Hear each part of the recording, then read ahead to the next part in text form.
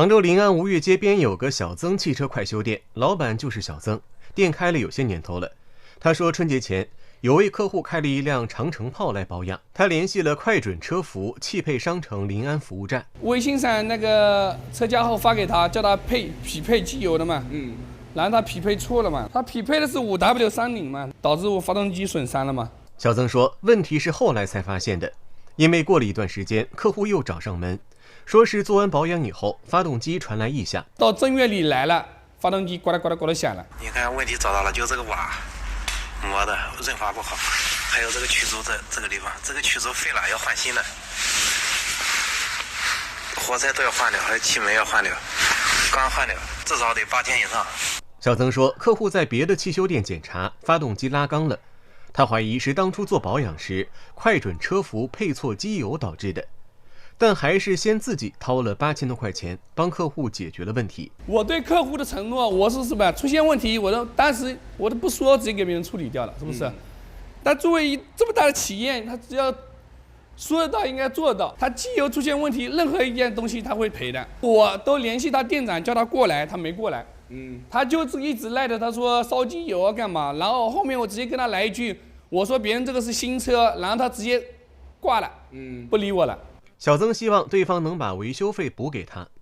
找到服务站，工作人员表示，原先的店长已经离职，新店长也不在。要不给店长打电话？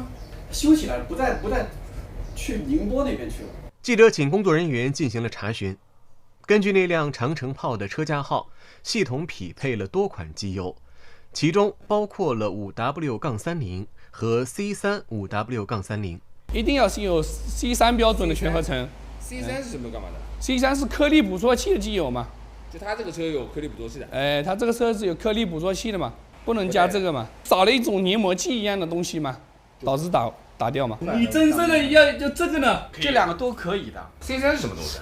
一个好像是一个机油的一个标准吧。你会拿这个机油就没有问题了，你推荐的是有这种的，那肯定是出现问题了。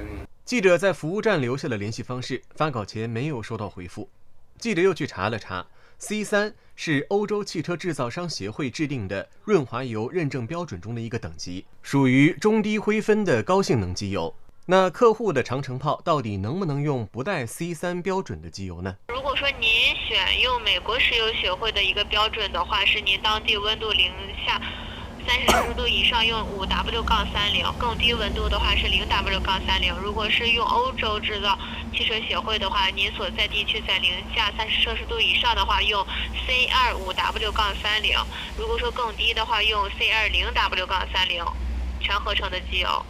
带不带那个 C3 标准的全合成呢？C3 的话是另外一个发动机机油的一个型号，是 GW4D20M 这个发动机机油规格是使用 C3 5W-30全合成机油，但是您这款车辆对应的是 GW4C20P 的发动机机油。客服根据车架号给出了相匹配的机油型号，5W-30也在其中。这么一来，发动机拉缸是不是机油造成的，可能要暂且打个问号了。小曾表示会联系车主协商。1818黄金眼记者报道。